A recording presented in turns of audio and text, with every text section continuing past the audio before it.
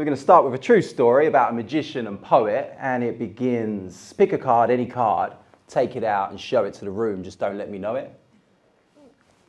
Yeah, perfect. Everyone got that? Yeah, good, all right. This is the point of the trick where we need the card mixed back into the deck to make it compelling. So as I riffle down the cards, if you could just say stop. Stop. Right about there. And I'll place these on top. Could that be any more fair? And I'll be honest, the point of this question is to shift attention away from this direction, because it's the precise moment in time we control this selection to a desired location. It's called misdirection. So it's not as fair as you think it is, because when you put the card back, I keep a little break where my pinky is. I perform a move called the pass, which is a way to swap the top half with the bottom and the bottom with the top. Then I give the deck a couple of flips and a shuffle and mix, and I'll probably get in trouble for this, but these are not genuine shuffles, they're tricks. And now the card you chose is in the first position. This magician's one step ahead on this mission. You want to hear the rest of the story? Yeah. It's going to be an interactive show, yeah? Yeah? All right, good. Because this particular night, I was killing it. It was like 15 years ago. I didn't know what the card was, but I knew exactly where it was so I could focus on my performance. I'm a showman. And right then, this big fella in the front row gets up and he's like, let me shuffle. So I tried to ignore him. Let me shuffle. I was like, mate, this is not an open forum. Let me shuffle. So I just smiled at him softly, but he reached out and he snatched the cards right off me. And he was bigger than me. I was still pretty young. And to him, this was just some silly fun. But for me, I put hours on this. Thousands of clips, books, lectures devoured on this just for a doubter like this to ruin the moment. I was like, mate, I'm not your opponent. I just want you to feel this elusive emotion of awe that leaves us jaw-dropped frozen. And right then, his big mouth opened and he said, calm down, don't cry. I don't mean to mess your trick up, but I got a trick for you. 52 card pickup. He threw the fucking cards up in the air, didn't they? They rained down over me. It was like confetti at a miserable wedding. And like, I got a good sense of humor. I appreciate the banter, but we don't tell a 6-year-old the truth about Santa. We teach kids about the tooth fairy because growing up is already too scary. And this is the thing about adulthood that's so tragic. We reach a certain age, we stop believing in the magic, and now there's adults trying to mess our trick up with a joke about 52 pickup, and what he doesn't know is a good magician keeps a trick up their sleeve for this kind of hiccup. A plan B, a backup. Before I open the pack up, let's pause for a minute and back up. You chose a card out of 52 potentials, and if this works, it's beyond coincidental, it's our time for redemption. So now we've got the whole room's undivided attention. In your biggest voice, loud and clear, please name your card for the whole crowd to hear.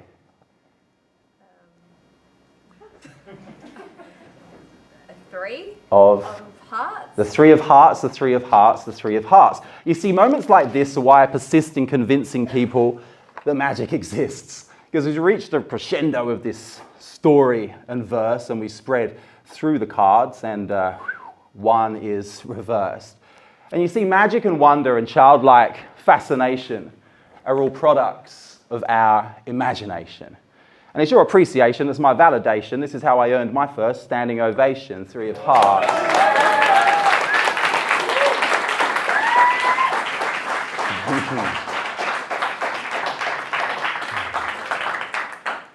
Hey everyone, I'm Adam. Welcome to Magic Words. Yeah. Now, I'm not the first magical man to stand upon Gadigal land, so let us acknowledge the history as we embrace the magic and honor the mystery. And with that, let's embrace mystery by solving a riddle. In fact, it's a pretty important riddle to solve, because if we don't, it's going to be a really short show. Yeah. Feel free to shout stuff out as well during the show. I want this to be interactive. There's going to be lots of poetry slam pieces. So lots of this. Feel free to give me some rumbling on the floor or a cheer or whatever. Throw nice things at me. I just want you to be in it, and the better energy we get through each other, we have a better experience. So I have 1 letter, but I'm spelled with 8. Address me correctly. Seal my fate. I have 1 letter, but I'm spelled with 8. Address me correctly. Seal my fate. Envelope. Who said envelope? Some smarty people in the room. Yeah, all right. All right. Oh, legend. Okay, it is indeed an envelope. It has 1 letter spelled with 8. We will begin with an envelope.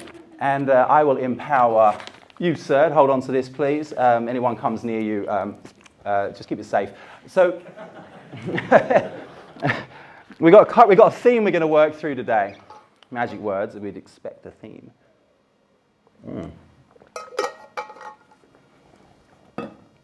And here's the idea. In case you haven't heard, words are magic. And the right words can transform anything. So on a quest to discover which words are the right words and when to say them, the following demonstrations will be delivered entirely in riddle and rhyme. And the topics explored might be a little bit raw, a little obscure, definitely a little sublime. These are the thoughts of a mind that reformed and left the criminal grind behind at a pivotal time in its development. And that's the thing with intelligence, it can and often does deviate towards devious. And I'll admit, I've always been a bit mischievous, a trickster, chasing that next ingenious method to tilt the odds of life in my favor.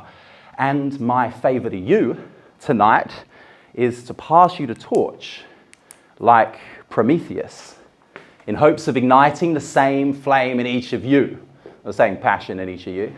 Because if words really are magic, can you imagine what we could do if we knew how to truly be articulate? If we knew the right words to greet visitors with respect, the right words to protect the indigenous. If we knew the right words to cut through the BS and reach the ear of each listener, we could inspire nations, we could liberate slaves, we could free prisoners. The right words will keep giving us exactly what we need to be limitless. And as ridiculous as all of this may sound, you can make the right word happen simply by writing it down. I mean it. As a sign of my conviction, I decided to write a prediction and seal it inside an envelope and leave it with you until the time comes to reveal it, which is our evidence, right? Perfect motivation to kick off tonight's experiments with a game of word association. And to set things in motion, the word we will begin with is ocean. And ocean makes me think of current. So let's throw this to the room. We'll go for Jen in the white shirt right there on the end. Current makes you think of stream. I love it. See where we can take stream. See where stream takes us. And we're going to throw this to Suzanne. Stream makes you think of?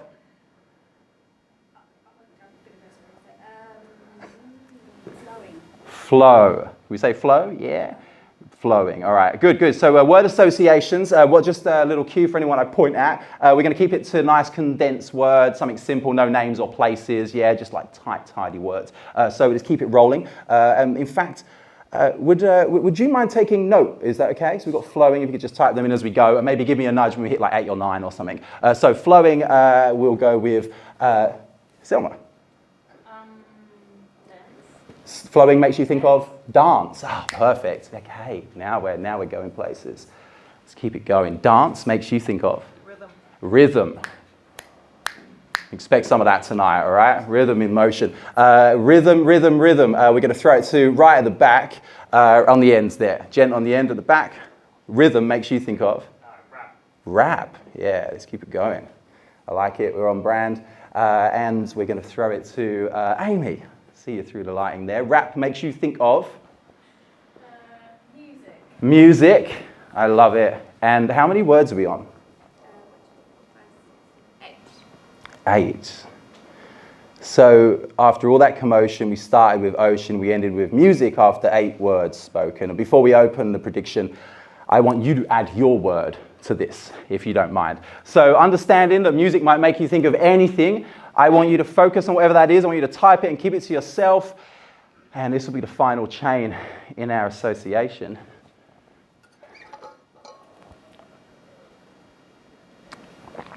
Are you happy? All right. Let's see how close we did, because life doesn't come with an edit undo, and most predictions don't succeed, but some do.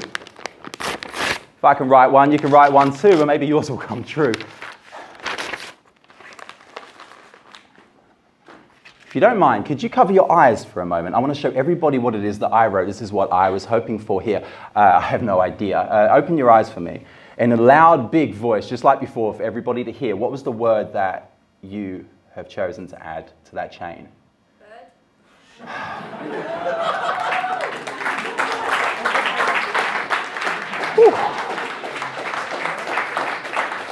Insane. Oh, wow.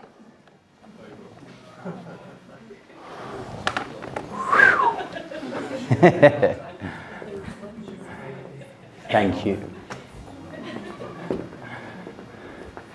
So I guess we found the right words.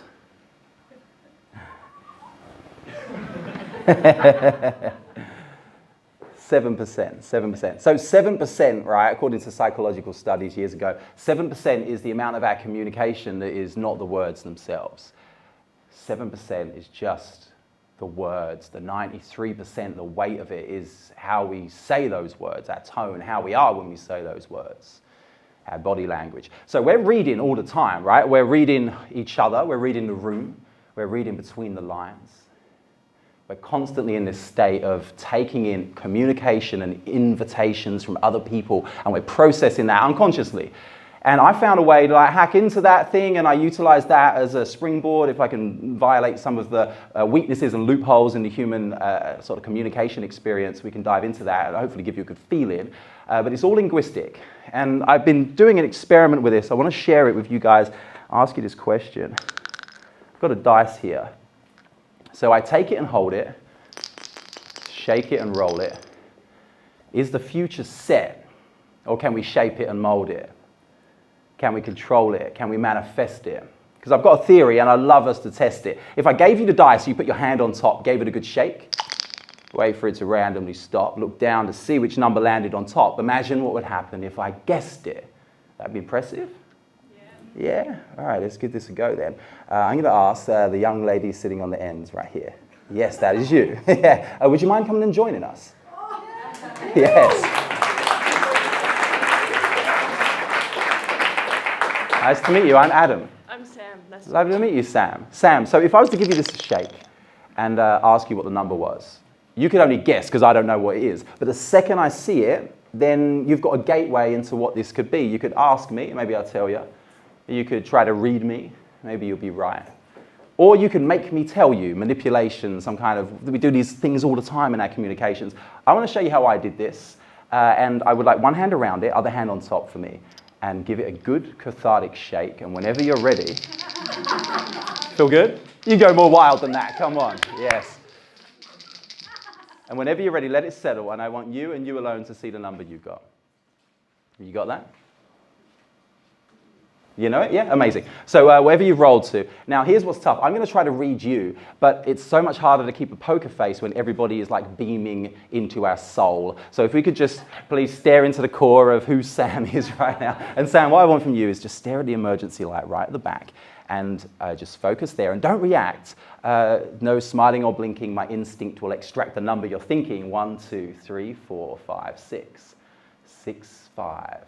4, 3. We feel that pressure right there. We feel that pressure right there. This is a 4, isn't it? This is a 4? Yeah, amazing. Can we have a look? It is indeed a 4. Brilliant. Look, brilliant. This is my beginner's luck. Sam, I want to give this another go for me. Give it a shake. We'll make this a bit easier for you, a little bit more tricky for me. Whenever you're ready, have a look through and see what you got. You're happy with what you rolled to. Focus on that number. Now, here's what I want from you, Sam, is I want you to read the numbers 1 through to 6 out loud and clear at the room, and I'm just going to listen. 1, 2, 3, 4, 5, 6. Can you go backwards for me?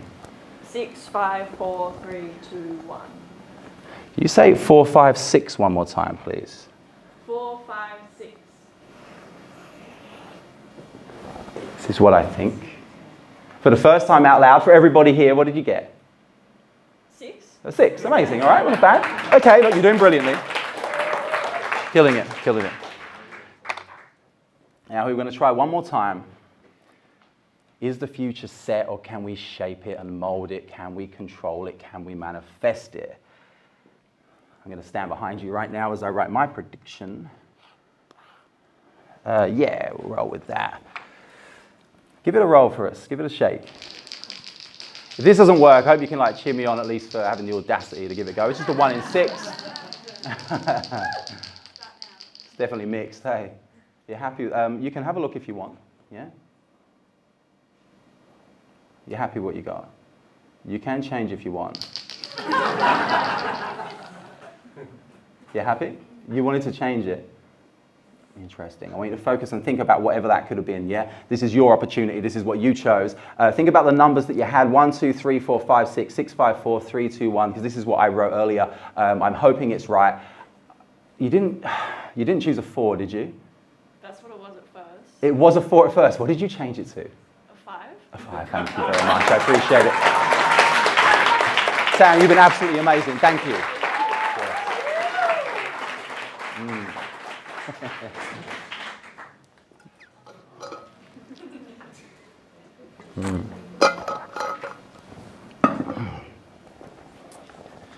Do you like to hear how I got into this?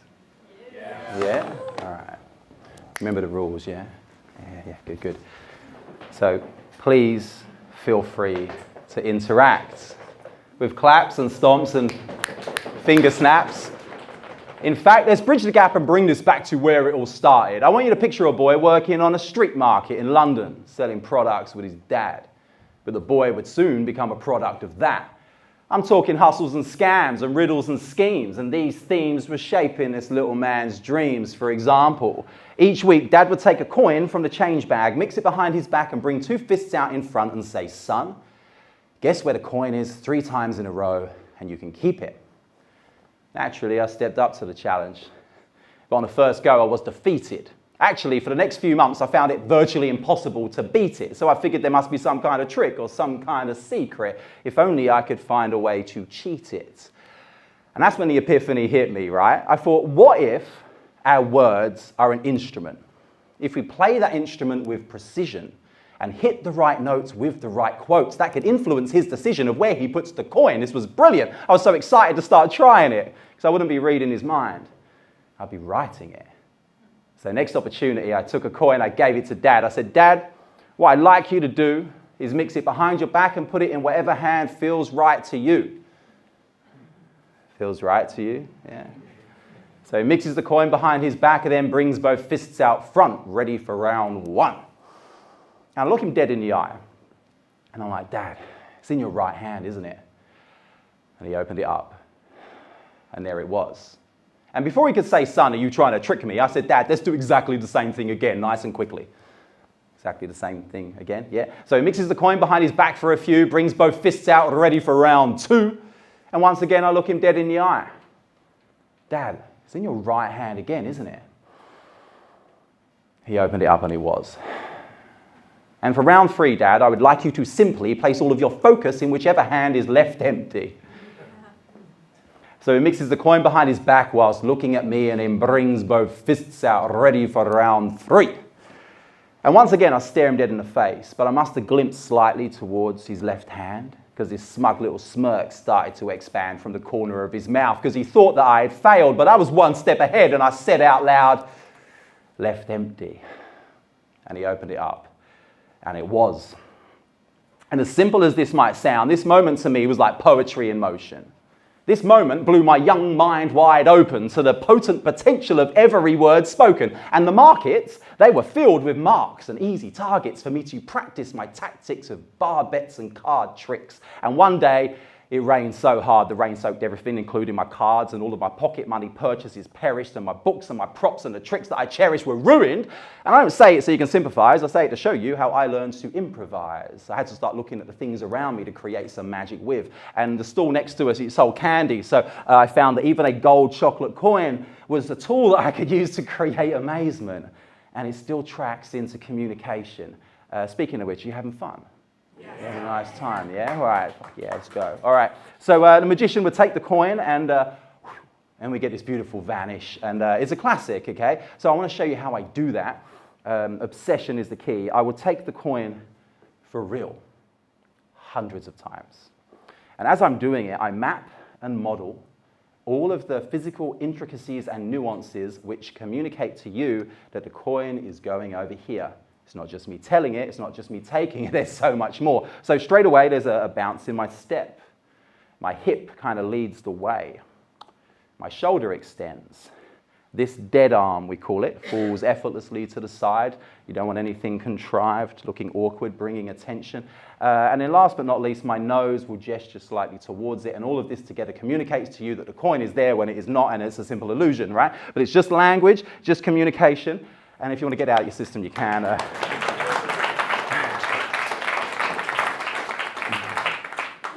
Now, out of all of the businesses we did on this street markets, We'll get into some of them in a minute, but there is one that has endured for about 20 years, and it was our first step into a legitimate direction, legit enough. And what we did is we sold number plates, we sold license plates for cars, front and back of your vehicle.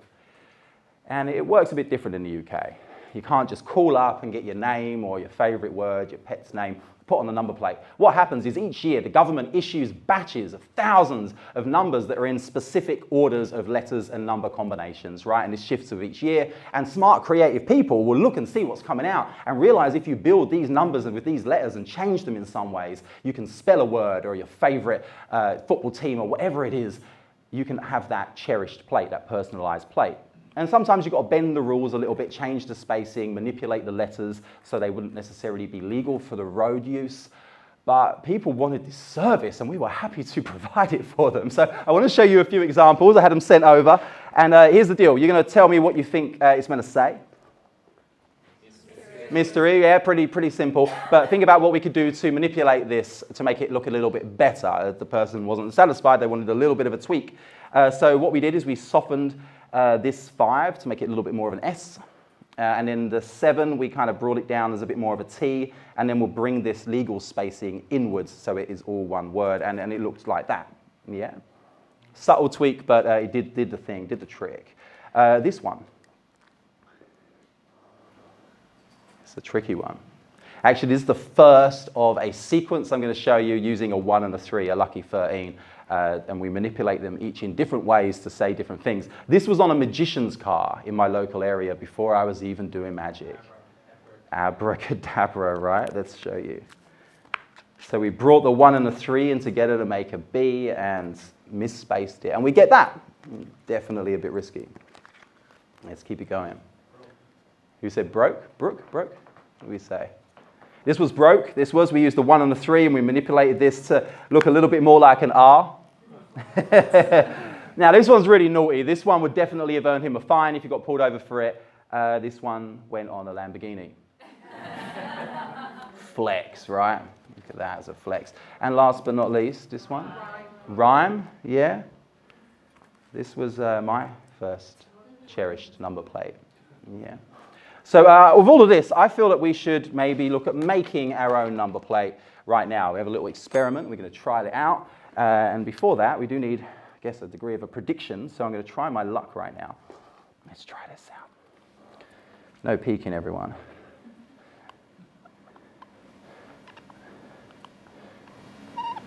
Yeah. Anybody got a personal plate on their car?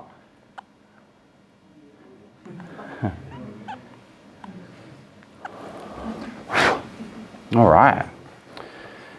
That's our prediction.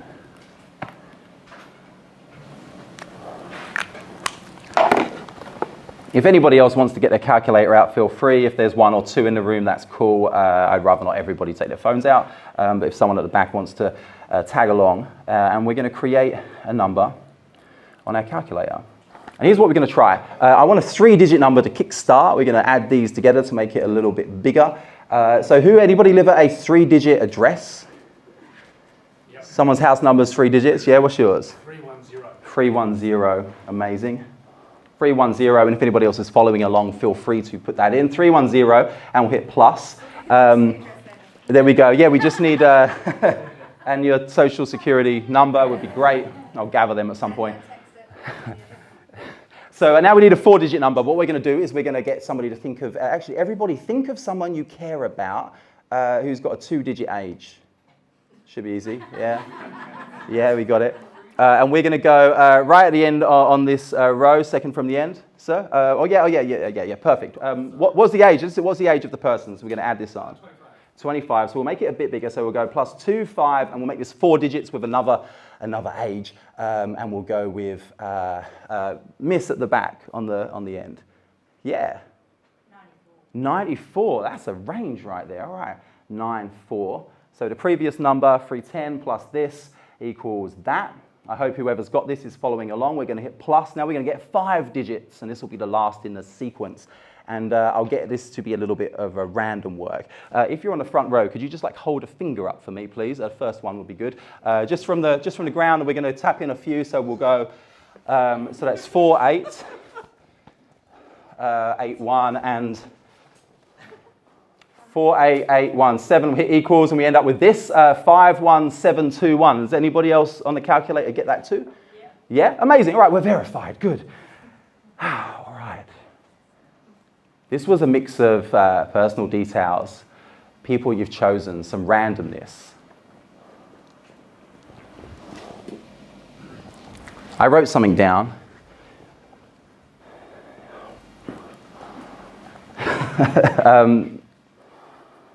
Sorry guys, this is what it looks like to mess up in a Sydney Fringe show. It's all right, it's all right, it's all right. Improvise, improvise. This is what this bit's about. I'm going to try and ride through this moment. I hope you can stay with me. Improvise, improvise, improvise, improvise, improvise. Improvise. Invent and perform drama, music, etc. without preparation. I did prepare, I promise. Make from whatever is available.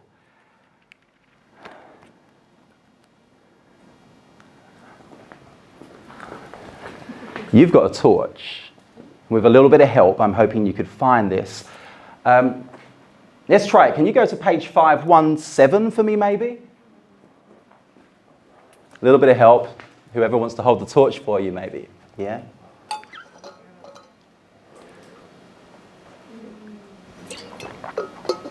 You want 517? Yeah? And now we look 2-1. There should be 2 columns per page. Could you go to the second column, please? And in 1, I guess that would be the first entry. So the first word entry on that page, what's that? Shell. Shell.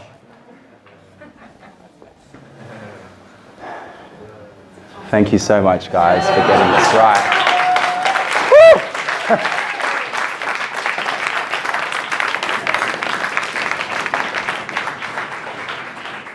That's what I want to hear. Oh, perfect. Whew.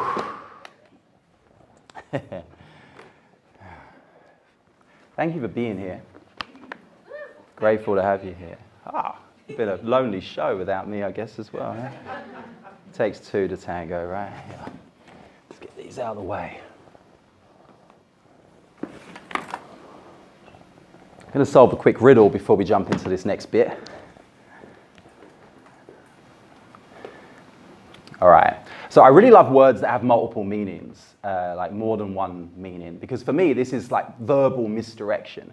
Like I say the word duck, and it'd be like, you thought I meant the animal, you know? So it's like we've got this confusion that brings about its own little wonderful bits of misdirection. So this is a riddle that disguises a word that has 2 meanings. Shout it out at me if you get it. They punctuate my ending with grammar marks and stops. If I'm handed by a judge, you might serve me in a box. Sentence. Of course, sentence. All right, we'll keep that in mind for a minute.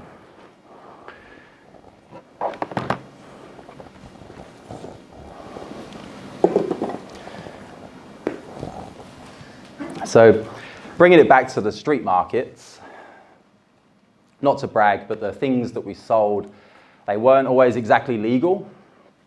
Nothing particularly deceitful, just cheaper for the people. So we were a couple of cavalier Robin Hood racketeers racking up cash with our counterfeit gear. And through the years, we were shrewd with our language. These weren't fake Nike trainers we were selling. These were pre-licensed merchandise acquired for a mislabeled parcel shipment. And we weren't distributing thousands and thousands of counterfeit pirate DVD movies. What we were doing was providing and allowing an early release access for review purposes only. The right words can transform anything. So naturally, our market stall grew to be more of an enterprise, and people took note, and the law began to recognize. And once the news broke, it all became televised. Extra, extra, read all about it. DVD piracy, a stain on our society. And we were named and shamed. Our first taste of fame came with pain and anxiety. And I was still at school, so I failed my grades amid the outrage of multiple 6 a.m. police house raids doing their investigation. There was a trial. That was a tribulation. And the judge spoke a few short words that sent Dad on a long vacation. Guilty 2.5 years. But Dad wasn't in prison. We were still shrewd with our language. Dad was on a government-sponsored trip, an extended holiday. And our family weren't drowning in the trauma of the moment. This was life experience, character development, the formation of spicy memories. The right words can transform anything. So amid that excessive government punishment that left Mum suffering and little sis struggling, the bills kept coming in. We had to make ends meet, so I'm out wheeling and dealing and hustling. And it's puzzling looking back. It all feels tragic. We had to learn how to turn those setbacks to jetpacks, because that is real magic. So I want you to picture that boy from the market as a young man, standing at a crossroads, knowing that the path he's on would land him in prison. And a friend pulls him aside like, man, listen, I know it feels like a rough hand you've been given, but you're young, smart, driven, with a ton of ambition, and you know more tricks than an amateur magician. All you need is a plan and a vision, and you can transition, you can seek purpose, you can repurpose these talents and be of service. Be the wordsmith, rewrite the narrative, flip the script and invite the challenges. If you shift your focus away from dodgy deals and learn more skills like magic and hypnosis, then you could be brilliant and people would notice and you could be famous. Think of the showbiz. This is the start of your metamorphosis. Believe in yourself, adjust your focus. You just got to trust the process. And his words inspired me, igniting a fire inside of me. I decidedly set aside all of my pride and internal rivalry and try to be all I could be. Try to be the change that I'd like to see. I took myself down to the library. I borrowed every relevant book I could see.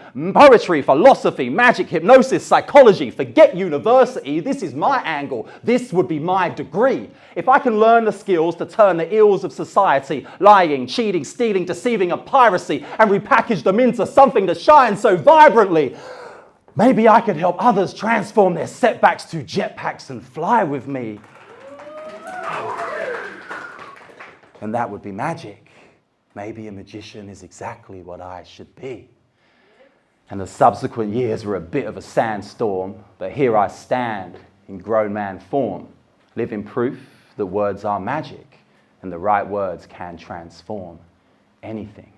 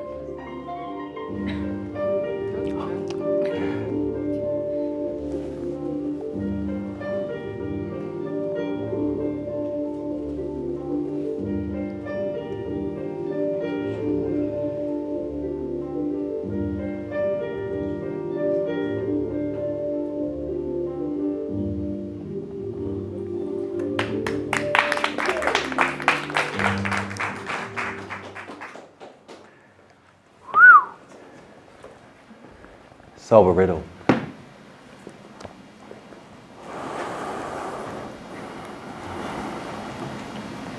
This is a bit of a tricky one. I'm sure there's a few sharp people in the room. I am a period of time, an incantation. Recite the right letters in correct formation. I'm a period of time, an incantation. Recite the right letters in correct formation. Someone say spell? Spell. Of course, a spell is a period of time, a dry spell, a busy spell, a warm spell. An incantation is a linguistic formula that we impart our will upon the world, a prayer, a mantra, a spell. Recite the right letters incorrectly. Spell that out. Yeah, we got that. Good. So words really can cast a spell on us. And I want to explore this concept right now. So I'm going to borrow somebody from the audience. I want to find an ideal, willing volunteer, I hope. And I'm going to ask for the lady with the blonde hair, if you don't mind. Would you mind joining? Yeah. Yeah. Give her a round of applause. All right.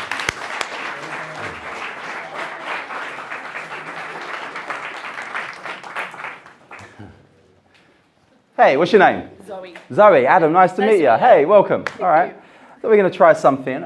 So I didn't let you know before we brought you out because it's a bit challenging to do that in that order, but we're going to cast a spell on you. Oh, awesome. Yeah. More importantly, you're going to cast a spell on yourself, Zoe. Our words are that powerful. The most important words that we use are not those that we speak out into the world. They're the ones that we speak to ourselves, because that is where it all begins. It starts with our words, our thoughts, and it becomes our feelings and our behaviors and our reality. Yeah, it all shapes from the word. Yeah. So here's what we're going to try. There's an experience called semantic satiation. It's a tough one to say, semantic satiation. And what it means is essentially we can lose the meaning of a word by oversaturating our speech with it. We say the word too much, it degrades its value. So in a simple sense, we could be like, I love you at the end of a phone call. If it becomes too routine, then maybe it devalues its meaning and its potency. So the same could be said by saying your own name too many times. So there's an experiment you can try at home. You can just say your name on repeat, just ad infinitum, and then eventually the meaning dissolves and it's a really weird experience. What are these sounds we're saying? So with that in mind, to try this, I want you to say this riddle for me. It's a spell. We're going to recite this spell. So here's how it goes. Repeating a word comes at a cost. The more I repeat it, the meaning is lost. Repeating a word comes at a cost. The more I repeat it, the meaning is lost. And if we was to write a word like right, for example, and I was asked you to say that over and over again, could you try that now, please? Just saying. Right. Good. Right, Keep going. Right. A little bit louder. Right. Amazing. Now, if you don't mind, could you just... Most words have an opposite or a counterpart, like sitting and standing, yeah? So could you just repeat whatever the opposite to that word might be for you? Wrong. Again and again? Wrong. Like right and wrong, perfect. Right, Okay, wrong, yeah, that wrong, makes wrong, sense. wrong. Right, wrong, but wrong. Okay, no, brilliant. No, you're doing brilliant. I want to try this again. She can give her a round of applause, encouragement. She's doing well. Thanks, Zoe. Cheers. We're going to try this again. We've got another spell you're going to cast upon yourself. Pronouncing a word can give me some trouble. Sometimes the letters appear in a muddle. Pronouncing a word can give me some trouble. Sometimes the letters appear in a muddle. Now, as strange as this might seem or sound, I just want you to do your best to say this if you can. So obviously you've got complete opportunity now for you to give this a go. I just want you to say it over and over again, same as ruled before. Can you just say that as many times? Bumble. Bumble. Yeah? Bumble. Okay, amazing, right? Interesting. We're casting spells. You're doing brilliantly. Round of applause for her, please. We can encourage her. All right. So we're going to try one more. And here's what we're going to try. Okay. The planet is filled with with wonderful places. I see the magic I see the magic in all of the faces. in all of the faces. This planet is filled with wonderful This places. planet is filled with wonderful faces. I see the magic in all of the faces. I see the magic in all the faces. Now, the best you can, please, Zoe, can you just describe how this feels? What's the emotion of this face? Happy. Yeah, a few more words? Smiley. Yeah. Happy. Yeah, amazing. You're walking towards this person on the street. Smiley. And then how do you feel when you're around somebody who feels this way? Positive. Yeah, this helps reinforce your Yeah. belief in the world. Yes, Yeah? yeah. Would you be willing to package up that feeling, that emotion, and bring it out there into the world with you and Absolutely. see all of the magic in all of the Yes, faces and all the absolutely. places? You would? Zoe, you've been absolutely brilliant. You have no idea how great you've been. Thank so you. much. I appreciate it. Give her a round of applause.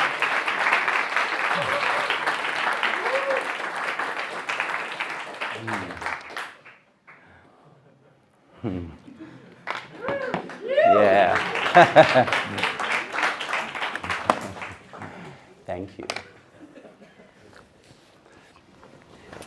Quick hydrate before I ramble on at you for another few minutes. Yeah.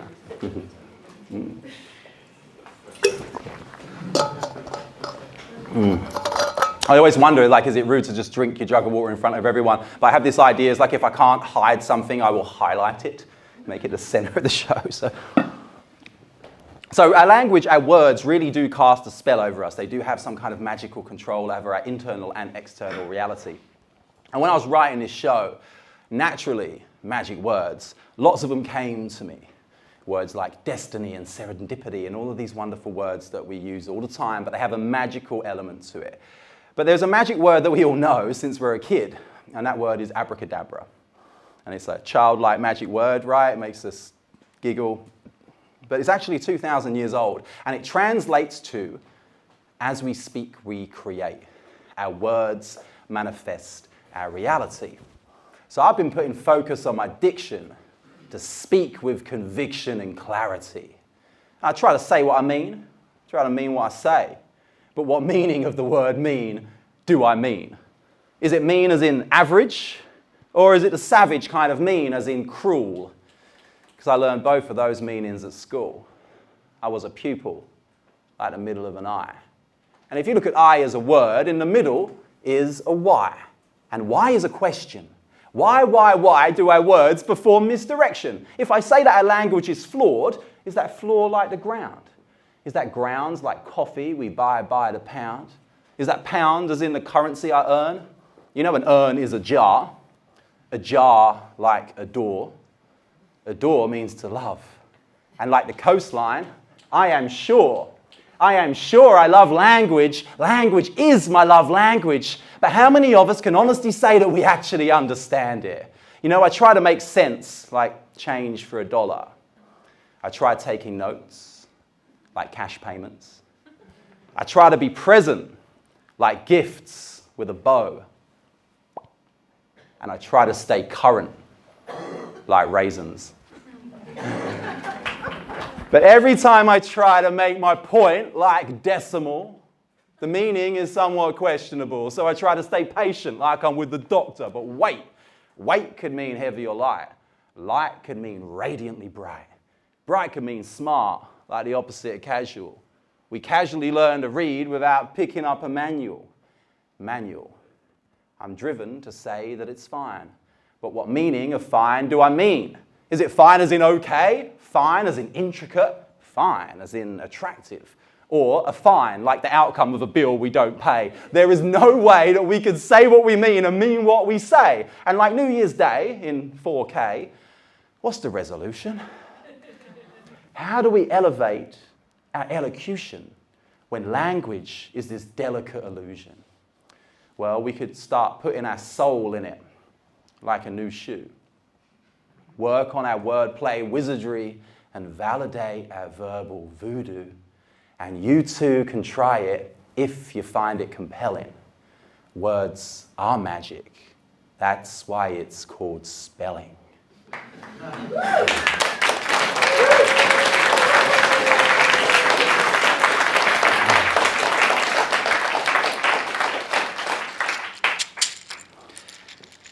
And every single word we've ever spoken or thought, every single movie script, every song lyric, every contract, every love letter. It's all been created with these little 26 characters. All of those permutations, all of those combinations create the stories that we tell ourselves, the stories that we live. We're going to get some of these chosen. Let's rack them up.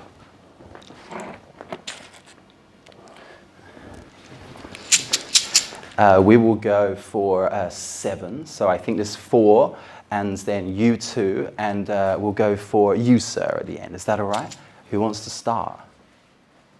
Down here? Yeah? All right, here we go. If you don't mind, could you take the bag with one hand, and I want you with your other hand to reach in and take one out secret to you. You don't know which one it is that you get. You're going to pass it to me in secret. There we go, fantastic. And I will do my job to rack them up, and please pass it down and we'll keep this going. That's it, just one. Got that. Perfect, pass it back. Thank you, sir. All right. Okay, I'm just going to put these out in order, see what happens. We'll take this down here, and for you, thank you. Trust yourself. Trust the process. Thank you. All right, we've got space for 2 more. Okay. Yeah, good shuffle.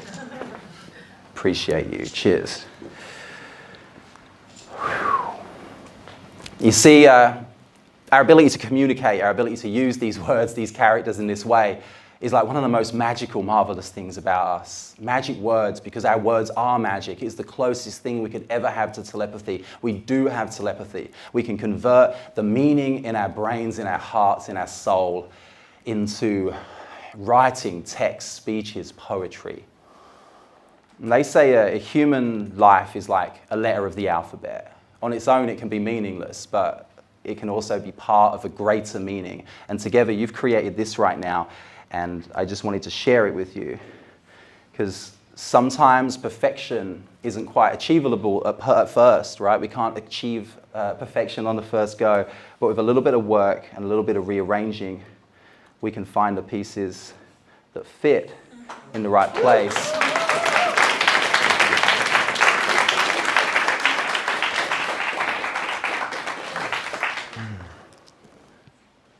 So before I chose to trade the market stall for a stage, there were a few stages between. I could go on for days on how I hit the street busking, and that didn't pay, but I knew to keep hustling towards my dream. And it seems puzzling when you're dealt decent cards, but they just need shuffling.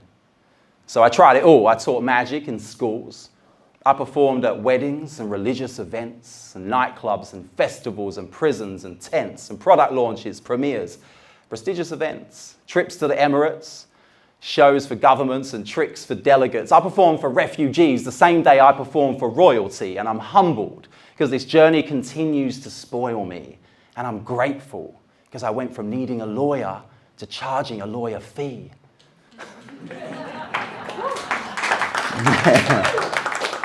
So if that boy who was bored of education can grow up to perform for the Board of Education, and if the kid who took notes and gave change can grow to give notes on how to create change, then think of the targets you could hit if you take aim. And I'll admit, I felt a great shame about my truth, and I tried to hide it because life is private. But if we do share our tragedies and triumphs, our trials and tribulations, then maybe someone else will be inspired by it. We can all be the authors of our own life story, but only if we take the time to write it. And it is never too late to start working at it. Because in case you haven't heard, your words are magic.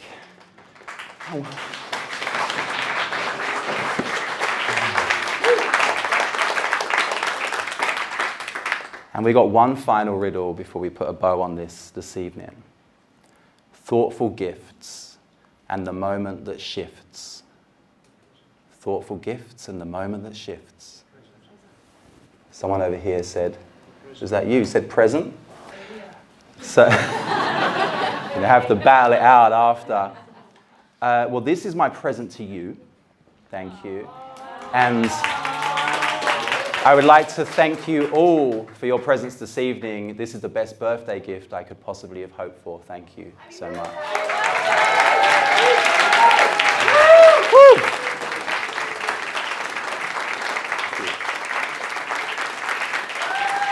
Woo!